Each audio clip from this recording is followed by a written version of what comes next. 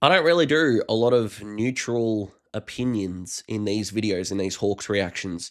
I am going to give you one, though, before we actually get into the video, an actual neutralistic point of view here. The game itself, if you didn't support either team, I can imagine was epic. Not for me, though, but hopefully for neutrals, it was as epic as it could be because it really was good to watch. The footy fan in me loved watching it, but that's not what this video is about. So this hurts.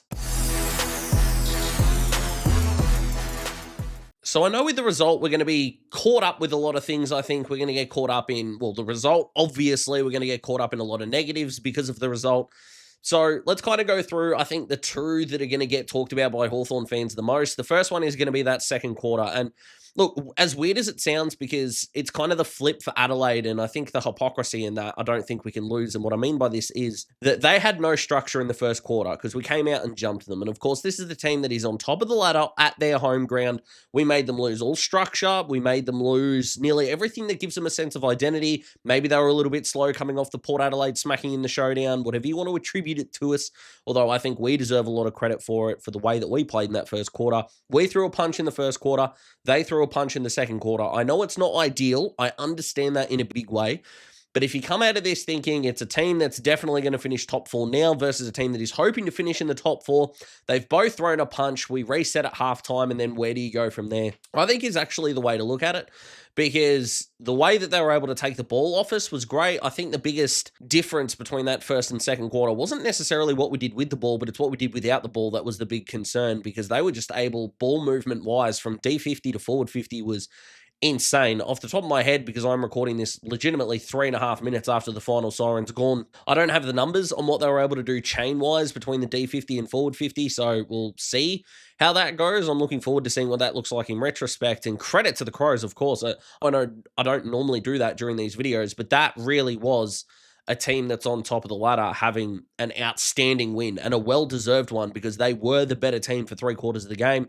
The Hawks were better for maybe a quarter and 10 minutes of that third quarter. So, playing like that probably does beat 14 teams in the competition, maybe 12. And then you have some coin flips against the others, and it doesn't beat Adelaide, probably doesn't beat Brisbane either, or Collingwood, to be completely honest. But more about that later on. So as much as I think a lot of people are going to hinder on that, it's not great. I understand. I can probably accept that you're going to throw a punch, you're going to cop one back. What can you do to reset after halftime? That's kind of where I'm at. And then the second thing is going to be the four tools, because the four tools just didn't work from a mark point of view. The four tools just didn't work from maybe a structure point of view. And although I largely agree with that a little bit, the difference between us playing our tools and the Crows playing their tools was spacing. Too many times our tools were flying for the ball. The thing about the four tools that didn't make sense to me is it just didn't feel like this was the opponent to do it against. Like, the Crows have had now, I think, 12 games in total. If don't quote me on that, but around 12 of having these three guys work together as a unit, and this was going to be game one for the Hawks. So there was always going to be a teething problem. So Mitchell getting too smart? Are we admitting to ourselves that this year is going to be the gap year before accelerating into contention next year? I'm not sure, but again, is it why you lost? I can understand that you want to overanalyze a 2.5 goal loss into the little things.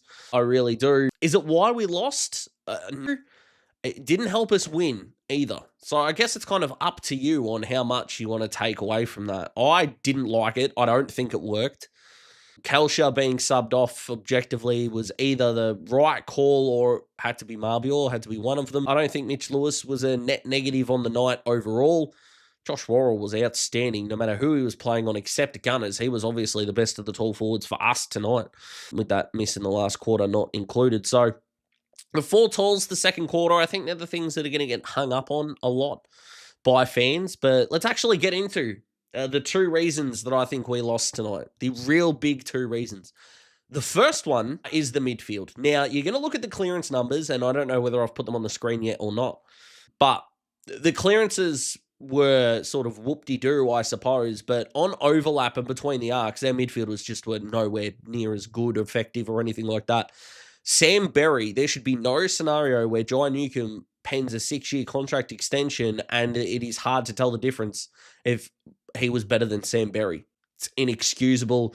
Will still doesn't look fully fit, cramping at the end, which is still not great. And then Connor Nash went to Jordan Dawson. Didn't really have a whole lot of effect there. And then we brought a bloke on as the sub who had 66% of his first 9 disposals.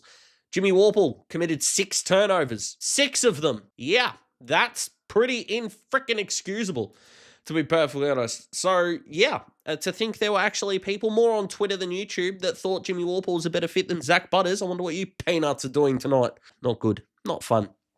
And I think one of the secondary sort of reasons was open space confusion, to be honest. The amount of times that we wanted to keep the ball in play, in motion, whilst getting sucked up to the contest was infuriating.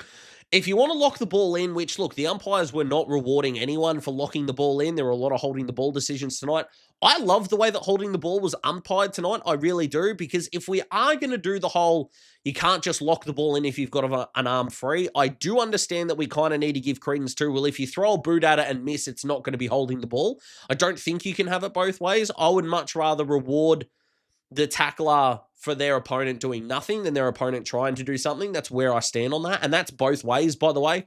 There are a couple for the Hawks that were paid that I had people in group chats go, how's that holding the ball? He can't do anything. And I'm like, that's exactly what's being umpired. Now, the umpires tonight were not good at all for either team during big points of this game. Ridiculous stuff. The Mitch Lewis advantage should not have gone back to Gunston. The 50-meter penalty where Rankin played on 3 times was also awful. 2 things can be true at once. But the amount of times that either Morrison, D'Ambrosio, Watson, Connor McDonald especially, just were meant to be the outside player at a contest, we would knock the ball free, but they would be up at the contest, made no sense. The amount of times that a Saligo, a Zach Taylor, a Josh Worrell in the end, the amount of times Isaac Cumming did it a bit, Hugh Bond did it a few times in the defensive 50, but the amount of times that they got uncontested disposals from a contest just was no good, was terrible, and only added to the frustration. But Jimmy Warple apparently is going to go to Geelong. Yep, cool. That's all I'm going to say about that moving forward, I think, because he can't play next week. He just can't. And if we need to overpay for a midfielder at this point. They offer Zach Butters, I don't know, offer him a share in ownership of the club, even though we're not privately owned. Give him ownership of Dingley for all I give a shit. Get someone.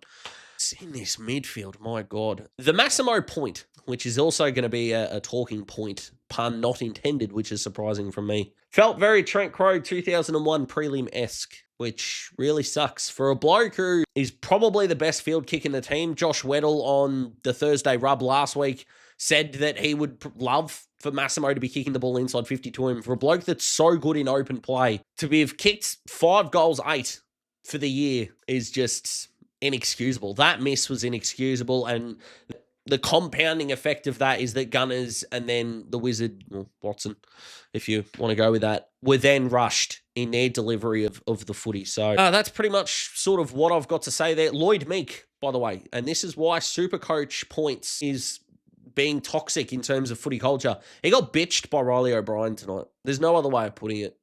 Riley O'Brien was the best ruckman on the ground tonight, and it wasn't close.